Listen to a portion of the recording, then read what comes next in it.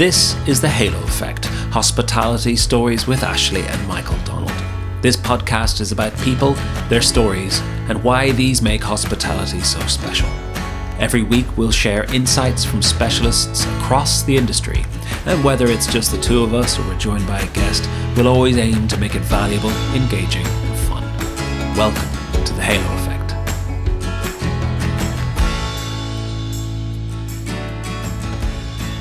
Welcome back to The Halo Effect. Today we're delighted to be joined by Katie Tobin and Karen Willey, co-founders of Always Thinking and Festival of Hospitality. Katie and Karen have spent more than 50 years combined working across the design, property, built environment and hospitality sectors in business development. As Always Thinking, they support businesses in the built environment to strengthen their approach to client relationships, strategy and growth, connecting the right people, ideas and opportunities. Katie and Karen, welcome to the Halo Effect. Thank you. Hello. Before we really get into talking about Always Thinking, we always like to do this, we'd like to go back to the beginning. Can you maybe both tell us a little bit about your first introductions to hospitality, why you joined or what your career journey was into this wonderful industry? Yeah, I mean, I started off doing business development in architecture and design firms. And the first company that I worked at were the implementing architect on St Martin's Lane. And nice. So I got to see very much firsthand, like it was the sort of first introduction of design hotels into London, if you like. And so it was really interesting working in and around that team and in and around what was happening. And then obviously they started to look at more hotels and do more hotels. And then I went to another business and they had a little bit of hotel experience and they were like, do you think you could grow as a load of hotel experience, like win us some more clients in hotels? And I was like, yes. And that's what I did. We then went out and won more hotels and started doing things like Disney hotels at IHG. And then worked. And then literally Always Thinking was created when I was freelancing. And then a lot of that was about, as well as doing business development for clients in many sectors, a lot of them would come and say, do you think you could get us into hotels? And I was like, yeah, all right then, yeah. And so that kind of, that sort of knowledge base and that understanding has grown from there, really. So that's what it was. And obviously hotels are great because you can always get in them. You can always go and see them and they're exciting and they're great things to research and they're really amazing things to design. And so, yeah, so that's how I sort of the hotel side of my journey, I suppose, if you want to. I love the reply of yes. What do you think the confidence level when you were first asked, can you go and get us more clients, and then can you go and do that? What do you think the confidence level, at percentage wise? Because yes is brilliant. Like I think yes, and then work it out if you have to afterwards, even if it's only 10%. But sometimes the difference between people, personalities can be, I'm 5% sure I can do this, but I'm 100% telling them I can. And then some people are like 90%. They're like, well, I'm not really 100% sure. Where do you think you would lay within those figures? I think once you've done it once, Katie will obviously tell her story and there's testament to this, but once you've done it once, it is a process. And I mean, as a Man City fan, I am going to use Mikel Arteta now and make a football reference because everyone would be shocked if I did. But, you have to trust the process. It is a process. And as long as you've got talented, and I think the most important thing, and Katie will totally confirm this as well, most important when you're doing business development is that you trust and have complete belief in the people that you are working for and with. And if you think they're talented and you think that they're nice people and you think that they can deliver, then as long as going through the business development process, it will happen. You've just got to give it time.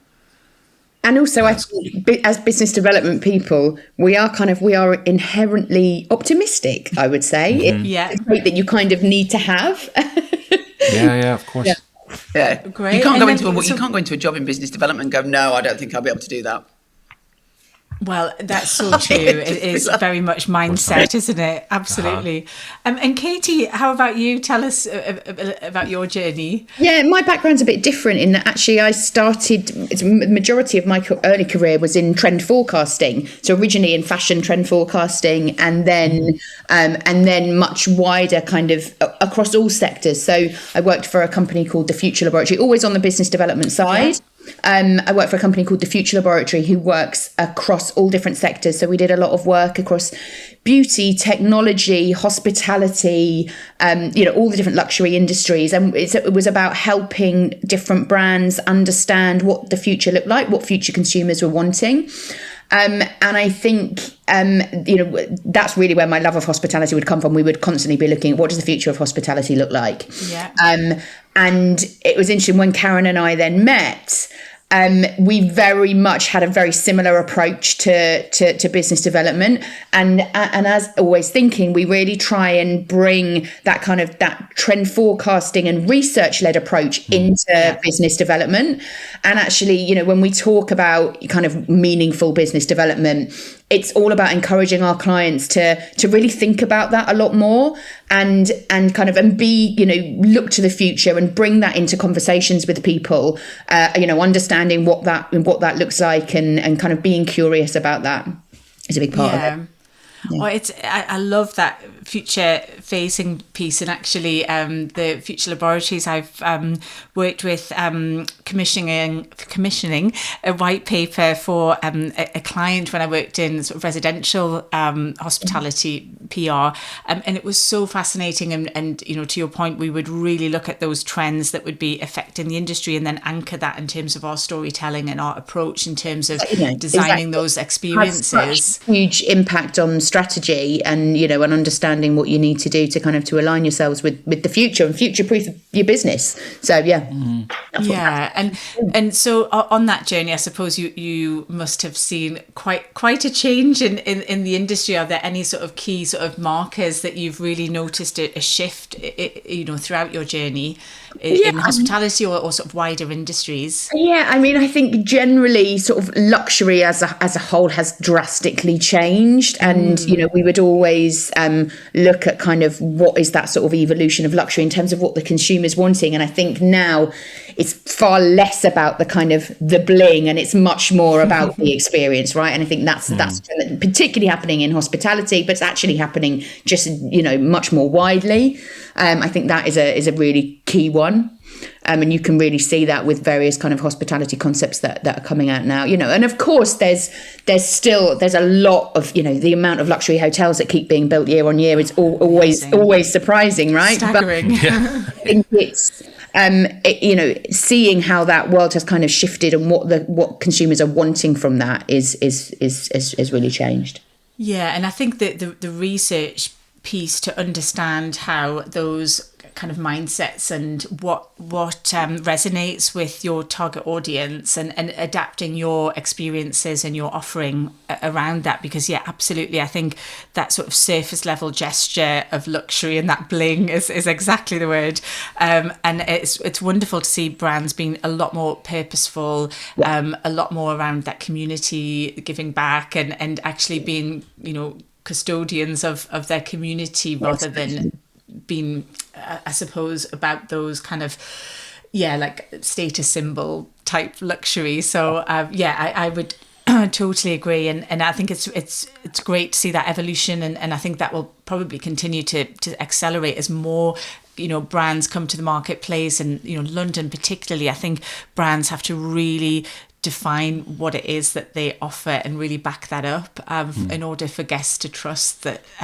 to build that trust. So that's great. And then in terms of always thinking, so you both have come from very business development focused backgrounds, and then at what point did you then meet and then decide, okay, let's do this together? So basically Always Thinking was a business, and we had about 4 or 5 people, and we were doing business development for people. And then I was introduced to Katie through a mutual contact, somebody who was working with the business, and she was like, "You two should work together, you'll get on really well." So I met Katie, as we said, early adopters of the old online, on Skype, as it was called. And vintage. We were talking to Katie, and Katie was, I think, 8 months pregnant at the time. And she was like, she was going to have a year off work, she said. So I was like, all right, okay. And me after 3 months. Yeah. So we had a great conversation, and I was like, I think I want to. She was like, do you fancy doing something together? I was like, I do, but bad timing. She said, okay, let's stay in touch. Let's speak again. Anyway, 3 months later, she rang me. She said, are you ready to come back to And she was like, I'm going to Portugal for a week. It's going to be great. And then she rang me in Portugal and was like, it's pissing it down. I'd actually like to do some work. I was like, okay, great. And then we were still doing business development for people. So initially we would do your business development. So we would come to you and we'd be like, give us your business development. Let us book your meetings. We'll take it off your hands because nobody really likes doing it. And after I'd probably say about 2 years of doing that, we were still doing that very much so. And then during that time frame, we were like, we need to change this. This is not useful for people. One, people are like, well, we want more, give us more. And you're just like, oh my God, this is just exhausting. And two, you're like, for their businesses, it's much better if they know how to do business development. And that whole, you can teach a man to teach a man to fish and all that kind of stuff. It's all that kind of analogy in that. So what we decided was that we would actually take our model and flip it. And rather than doing business development for people, we would show people how to do what we did. And we would help them learn how to do it. So that involves getting good strategies in place. It involves knowing your market, doing your research and all of that kind of stuff. It involves putting in processes, and it involves upskilling your team so that ultimately, whether you're a figurehead in an organisation and you want more people in it, or you just want more people involved in business development, or you want more, you want the business needs to grow or be more successful, we can put those processes in place when we work with you to do that. Yeah, and I think the whole aim of when we completely shifted the business model was really, it's actually much more sustainable for businesses. So otherwise people would have to, carry on paying us forever. Whereas now we are giving you our skills and our knowledge and intelligence, teaching you how to do it with the aim that at some point, people will hopefully, and they do, sometimes they turn around to us and go, we've got this now. We know what we're doing. Thank you so much. You've set this all up for us. Yeah. We can do it ourselves. I mean, more often than not, people do, still, they're too scared to say goodbye completely. So we kind of, we have like a quarterly check-in because unfortunately when you get busy, business development is the first thing that often falls down, right? Because you get stuck to work. Guilty of that ourselves. What we really try and do is make sure that people are really keeping their heads up, even when they're busy, looking to the future to avoid those peaks and troughs that often happen and cause the panic. That's a sort of a key thing that we do. And also, I guess trusting the process there as well, right? Trusting the process through those times where it seems harder work. I guess one of the big challenges is in hospitality is retention. So the people move on, the people that you've trained moved on, and you get new people in, and they need to be onboarded with the whole process and the whole plan for that industry. And I guess that business can help, and they can do some of that. But I would imagine having someone come in and be able to kind of do more training and more guidance. And I think is helpful too. Depending on the size of each individual businesses, maybe the business development might fall to one or two people, or there might be a team, and to have that sort of accountability and those check-ins, as you say, because I think the process of business development is. It can be quite logical, but you're absolutely right. I think when you're dealing with lots of different priorities, and if you're a service-based business and you're dealing with the delivery, often then that does take priority because you've got such a sort of immediate time scale. And from our side, ultimately our clients are paying us to do the role that they've commissioned us to do, but at the same time trying to carve out that time for that meaningful business development, and we would be guilty of that ourselves when we get really busy. It's sort of I'll just get to that, and you think actually it has to be consistent, otherwise those peaks and troughs are very pronounced. Yes. Completely. Exactly. And that's exactly, and I think also the thing about upskilling people and training them and doing all that kind of thing, the way that we always say it to clients is like, if somebody's in your business and that you've given them the skills and they're performing for your business, then that's great. You will lose people along the way. People will learn how to do business development, and they will move on, and they will set up their own studio, or they will go somewhere else, and they'll take those skills with them. But actually, while they're in there and they're giving to your business or to the business that they're part of, that's okay. That's good. And it's great to give people skills, and it's great to allow them to flourish. And some people stay. And some people are so, and they really stay, and then they really drive that business forward. So you will lose some, but then the ones that stay are so invested, and the commitment that they show is really phenomenal. So it is, And we, one of the key things we really encourage when we first go into businesses is about actually the importance of getting the kind of the next generation within their business more involved in business development and encouraging those people to build their network much earlier. In their careers, because that network you build is so important. You'll know it. We have. Your network becomes your friends as well, and it's really lovely, right? And I think that is kind of the way that sort of Always Thinking then naturally evolved into the Festival of Hospitality is probably quite an interesting thing to touch on here. In that, obviously, that was a key part of it. A lot of what we do and Always Thinking is about helping people make connections, but also we were constantly, as part of the business development process, you go out to events and you go to all these industry conferences, and we were going to these things and sort of seeing actually there's a gap here for something else that I think, I suppose, is a bit more forward future facing, and just a bit different, a bit more inspirational. We were going to these big conferences, but actually sometimes they're the least inspirational things you can ever go to, because they're in, we work in the hospitality industry, particularly in the hospitality design industry from our perspective, and you're sat in a white box of a conference room and, and we were like, actually, there's a way of doing this differently.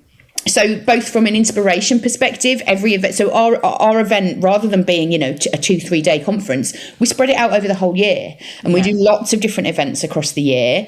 That actually enables people to sort of to tap in and out as their schedule allows, because sometimes taking 3 days out of the office is really hard, Absolutely.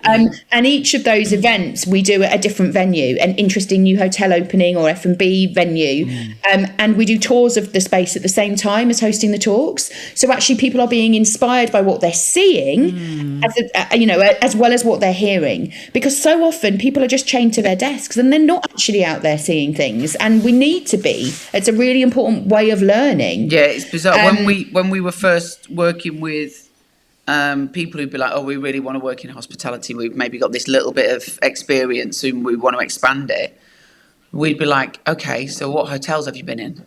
And they'd be like, what do you mean?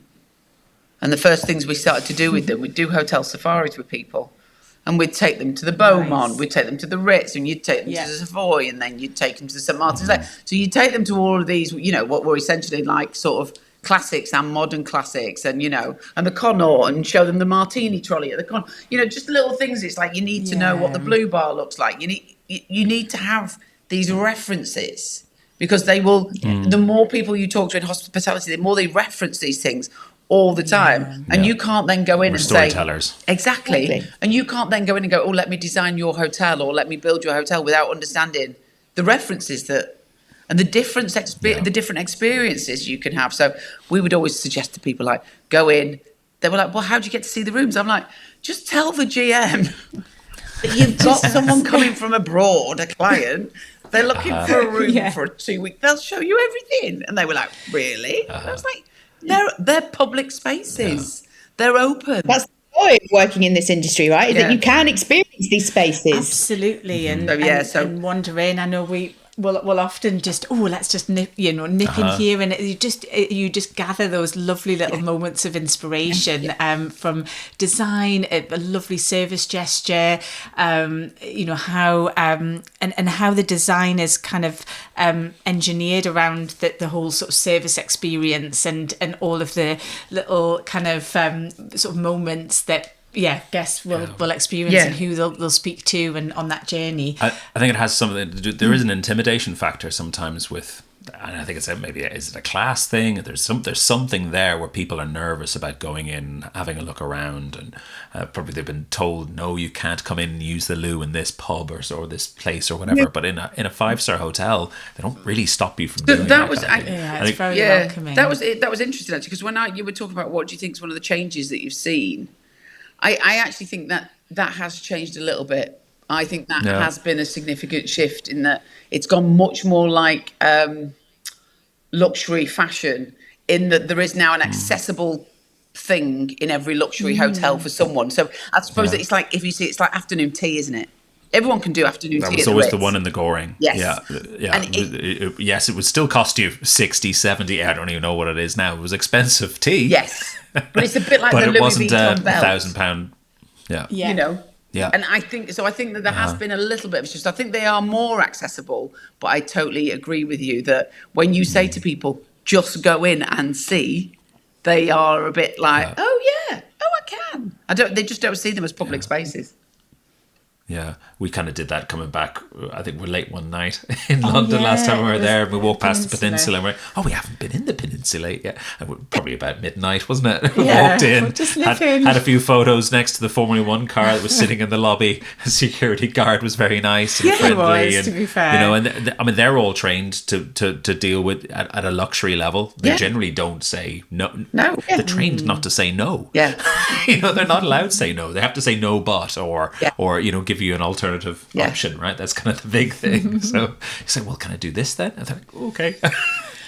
But I think, the kind of opening it up and just, as you say, sort of changing the mindset of when you're speaking to your clients around that. And I think similarly with business development, I think sometimes from the outside looking in, it's a bit like, business development, I, that's not what I do, or I've never done that before, or that's what the sales team does. What if they say no? How do I deal with the rejection? And I think that overcoming that, and I think certainly when we started our business, we would have certainly from my background in marketing, I suppose there was always that softer side of business development and the networking and all of those things. And when I worked in PR agencies, there was a little bit more, in terms of my KPIs, you would have to bring in business, and I always felt a little bit kind of, I didn't go to this networking event, and I'll be asked in the morning how many leads I've got, and then I'll need to follow it up, and it was always a bit like I just felt a bit out of my comfort zone. But I think since moving into our own business, I think when you feel comfortable and confident about what it is that you do and the passion that you have, it almost doesn't feel like business development. It's actually just keeping in touch with people, letting them know what you're doing, being helpful, making introductions, referring people. It feels more like that. Well, that's the way I like to try and think of it. The best business development is it's invisible. It's not actually selling yourself at all. It's about all those other things that you just mentioned. It's about adding value, and how can I add value to this person? Who can I introduce them to that might be useful? It's all of those things. So yes, exactly that. And I think, another thing when we created the festival, it was also about creating an environment and a community that really didn't feel daunting to people. So, we have people from across the whole ecosystem, from investors, developers, operators to architects, interior designers, project managers, and all other consultants. Yeah. And also we have all different levels within those businesses. One other thing that's very different, I think, in what we do, so often at these industry events, you buy a ticket and only you as that named individual can go to that event. But because we do lots of different events across the year, we basically say that ticket's transferable. If you can't come to that one, someone else in your business can come along. And so what that means is that people at all different levels can come and experience it, because a lot of the topics that we cover will be relevant for different people within your organisation. So actually, it then encourages lots of different people to get involved, and it's a really welcoming community, isn't it, Karen? It's like, I think what we've created is very different. Yeah. And I think also what we get a big kick out of, then we're talking to people now, and because it's been going for probably formally for about 3 years, you hear people say, I met such a buddy there, and now we're working with them. And it's really great. And also wonderful, isn't it? And opening up who's in the room. So often, I think, Katie, you go to events and they're very much about finance. And therefore, the developers, investors and finance people are there, and everybody else is there just as a sort of hanger-on, And they might chuck in a couple of talks that they'll talk about, like, the future of luxury, or for suppliers to architects. And what we said was, actually, everybody needs to be in the room at once. Because a decision made at the investment end of the sort of hotel life cycle has a massive impact on the designers and also on the operating model, because they might sit there as an investor and go, we only need one person. We're only going to run with one person. And then, what happens here at the other end is that decision made in that room 8 years earlier can have a huge impact on how that space operates or what it looks like or all of those things. And so it's trying to link those conversations and allow people to see that people have it's a benefit to understand what is going on through the whole cycle. Yeah, understanding each other's challenges at every stage in the process, because building a hotel is a long process, right? From concept through to opening can be years and years and years. So, and a lot can change in that time as well. It's all about how do you create a hotel that, when you've had the concept 8 years ago and that's still relevant for when it actually opens, that's a whole nother conversation. But, it's understanding each other's challenges is a really important part of the topics that we cover. Yeah, no, I really love that. And I think, you've hit the nail right on the head in terms of that process, particularly with hotel openings. And, that's an area where we really love, and we've been part of a number of different rebrands and relaunches and reopenings. And I think where there has been that continuity and that communication throughout, I think you really see, you absolutely see the results, and, and that feeds through into the guest feedback and the employee retention. I mean, you can really sort of see the impact of that, and I think there's still in certain areas lessons to be learned about that collaboration and not working in silos. And there's sort of departments, I suppose, in operating a hotel, and perhaps your IT team might have worked totally separately to your marketing and guest experience team, but actually it's so important to everything is instinct, right? Connected, as an example. And then absolutely the design, and it's about the kind of guest experience design and how the service will be impacted by those design decisions. And it's just such a web, isn't it, really? So I think that's wonderful that you have that platform to bring those voices together and facilitate those really important discussions, and then sprinkle it with lots of inspiration. I love the fact that you do the hotel tours, and I know, and it also needs to be fun and welcoming. And that's really important. And we can't prescribe fun, but we can at least make things feel welcoming and give people, nice things and make it just feel like, oh, actually, I want to be there. And that's really important as well. That it's not I mean, the whole curation of the events, and you say you're hosting them at sort of interesting places that provide that inspiration. You do your tours, and then you've got such a eclectic mix of different spaces to bring people together. And as well as the eclectic spaces, there's also eclectic formats. So we try and make sure that we have a mix of different event formats across the year. Right. We try and avoid the kind of the traditional panel discussion wherever possible. Of course, there are a couple that that sneak in there because they just suit the topic. But we also try and have very different types of formats, which is really nice. Keeps it interesting. Yeah, absolutely. Great. And then as part so the Festival of Hospitality, as you mentioned, multiple events across the years. So it really allows people to sort of check in and be part of it at times that work for them. And as you said, that sort of 3-day conference of the past maybe doesn't necessarily suit everyone's busy schedules. And then can you tell us a little bit more about the Pay It Forward initiative that is kind of built into the programming with Festival of Hospitality? So we were very clear that when we started the festival, it needed to do more than just be an event. And so we started to talk about the Pay It Forward element, and we wanted to make sure that we were dealing with the S in the ES and G. And actually, one of the things that we always think about is when you go into a hotel, you don't realise how many jobs there are. There's so many roles, there's so many different things you could do. You could walk in there as one thing and leave as something completely different. Something that you didn't even think you knew you wanted to do, because every job exists within that building, and within that hotel, every job in the world exists, from IT to chef, but everyone thinks it's just working on reception, cleaning rooms, or being a chef.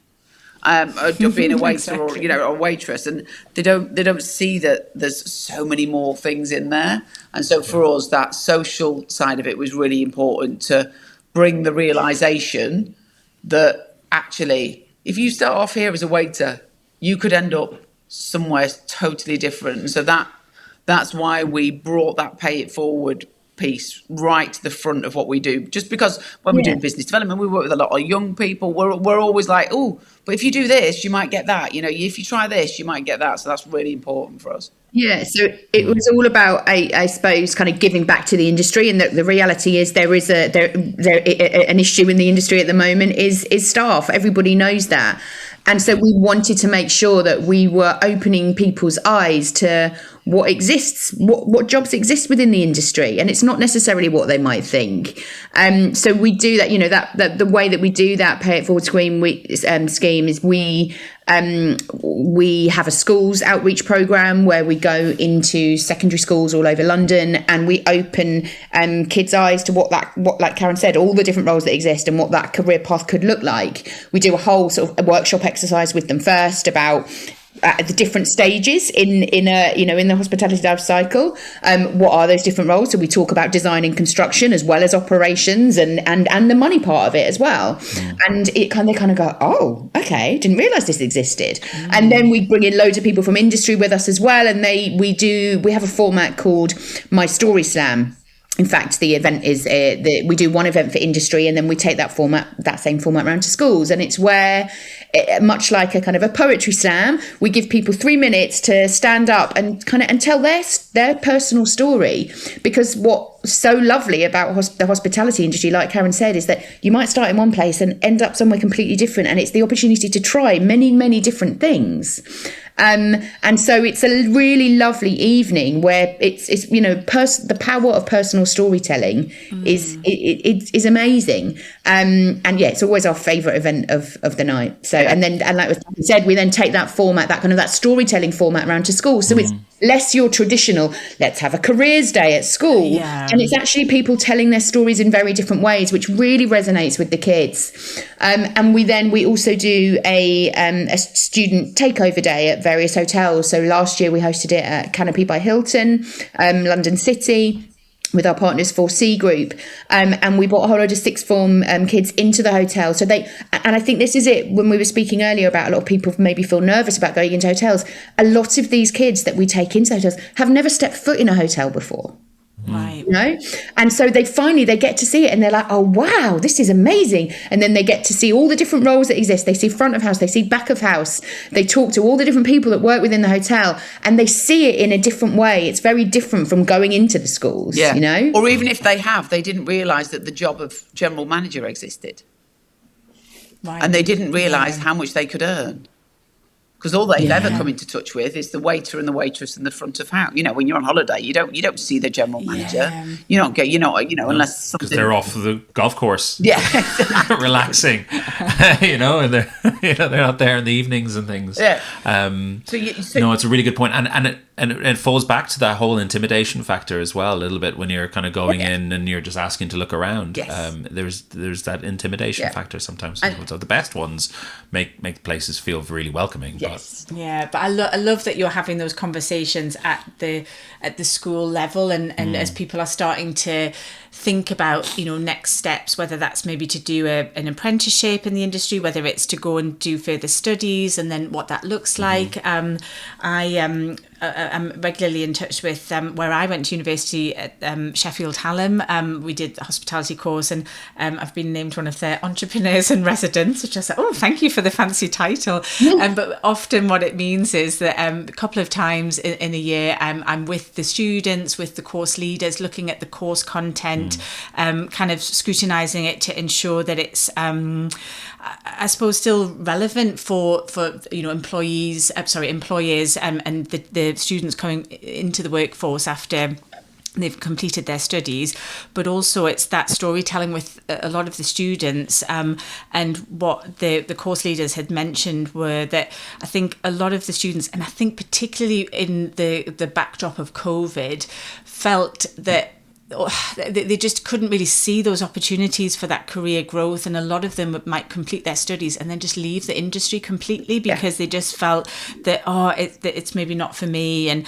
they maybe use those transferable skills in hospitality into other industries, but they really wanted to hear those personal stories from people in the industry that had all sorts of different career options. And I was the same. I did what was Starwood Hotels and Resorts graduate program, and I worked in every single department. My first day I cleaned I think 15 bedrooms at the Park Tower Hotel in Knightsbridge. I was exhausted, and that was me straight out of uni, kind of like first job. And I worked in banqueting, I worked in accounts, and then I was like, I like this sales and marketing business, I think I'll stay here. But it was wonderful, and I think even at the time I had no idea that I could go into a marketing role. I thought it was really checking guests in, or serving them dinner in the restaurant. So I love that you're having those conversations and inspiring those next generation, because it is such a wonderful industry. There's so much to offer. I think it's just getting that message out there, and so I love that. It was also really great when they heard how much some of the top GMs earn. They were like, "Oh, I got that." Yeah. All right. They were like, this is good. This is good. What's the starting salary and what's the maximum? And then when they were told that, they were like, "Oh, hang on, this is like a proper job, isn't it?" And they were like, "Yes, it really is a proper job." Travel the world, right? There's amazing opportunities to travel the world within the hospitality industry. And and seeing suddenly you can see the kind of the cogs in their brain working, and they kind of go, "Oh, actually," And we had one boy who was with us at one of the hotels, and he was like, "I think this is what I want to do," and it's it's really rewarding when you kind of you see that in someone. It's great. Yeah. Love it.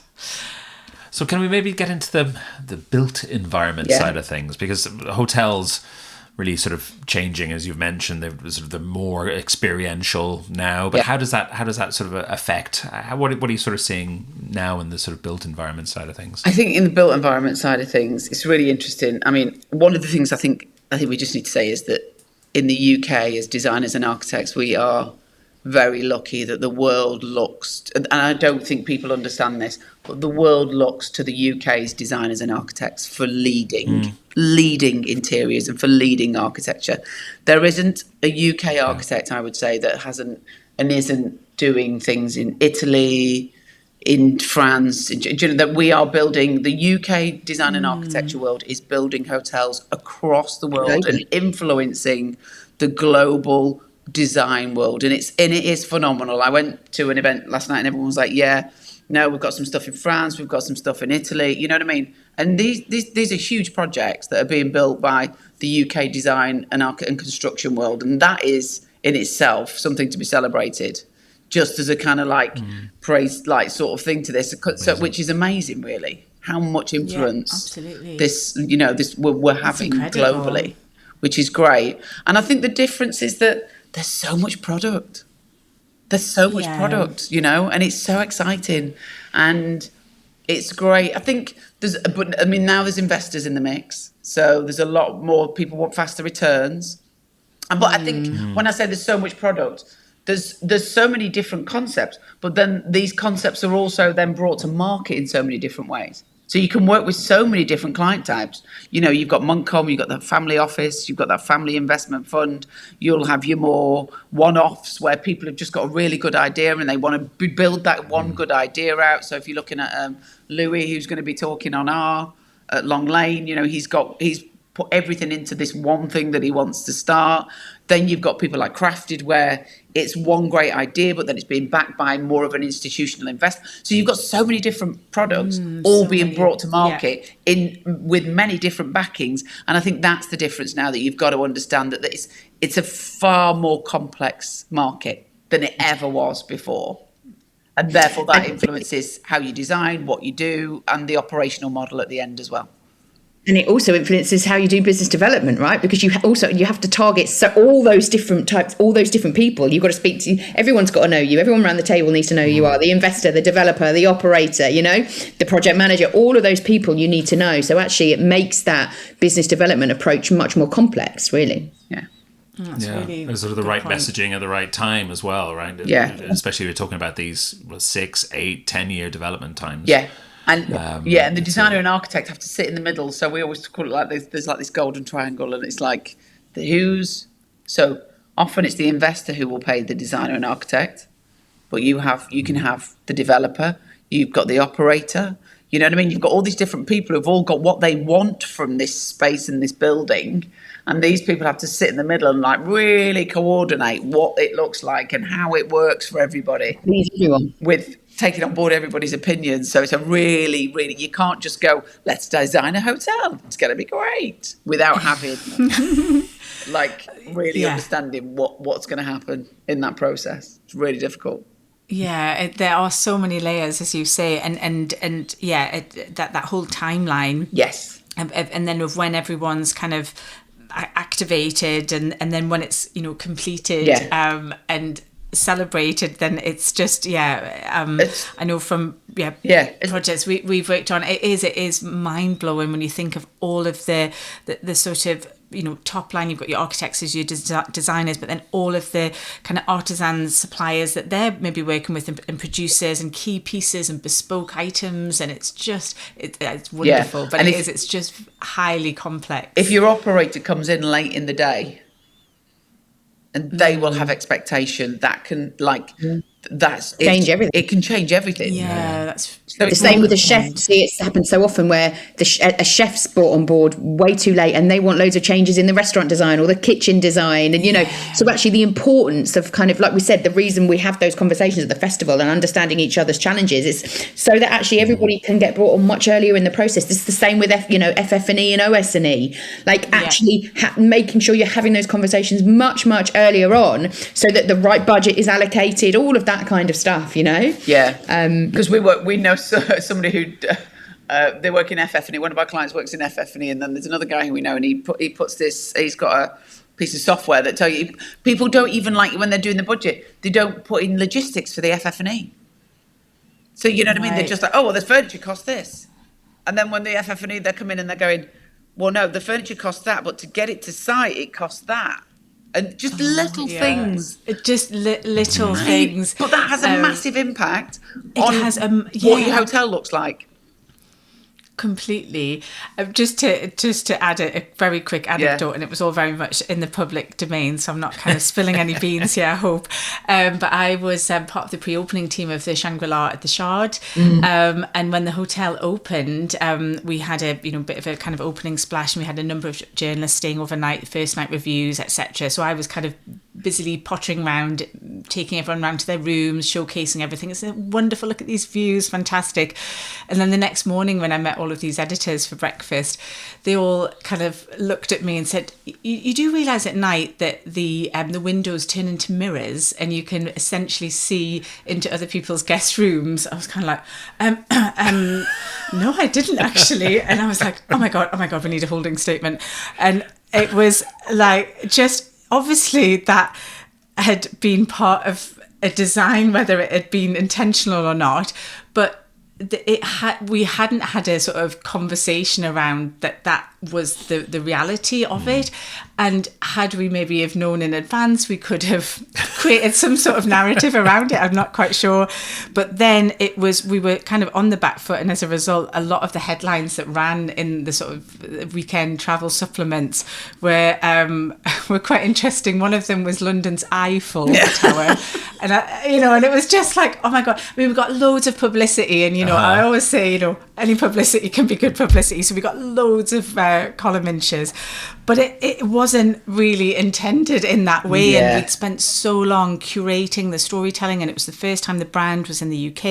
It was the first 5-star hotel south of the river. There was all of these like messages that we really wanted to, do. And it was, so that was one in my personal career that absolutely blindsided me. But, we made the best of it, as we do. But, I'm going to Google it after this.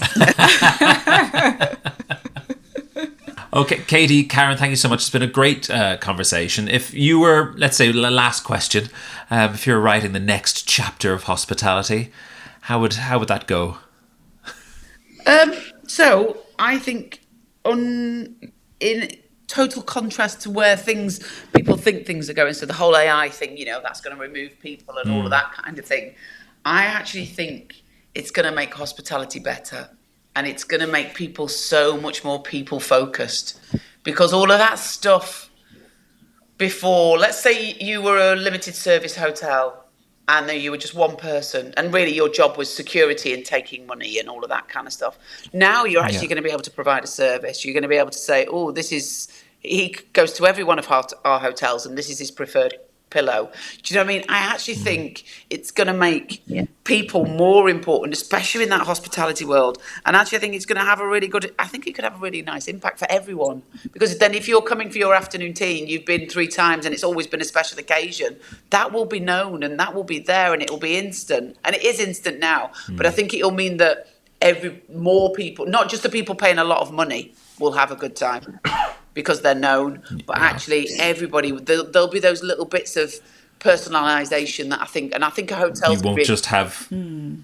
You won't just have a couple of people's names highlighted with the marker. It'll be everyone, and you have information on everyone. And I think that will make it such a special event for people that I think it's going to be like a really nice way where you suddenly realise how things. And I'm not saying, it's not going to be about robots bringing you food. It's going to be about the person bringing you the food and knowing what you want and knowing what you have. And I think that's just going to be so exciting for people, and it's going to be make that everybody's going to have a really nice experience, which I think is a really positive thing.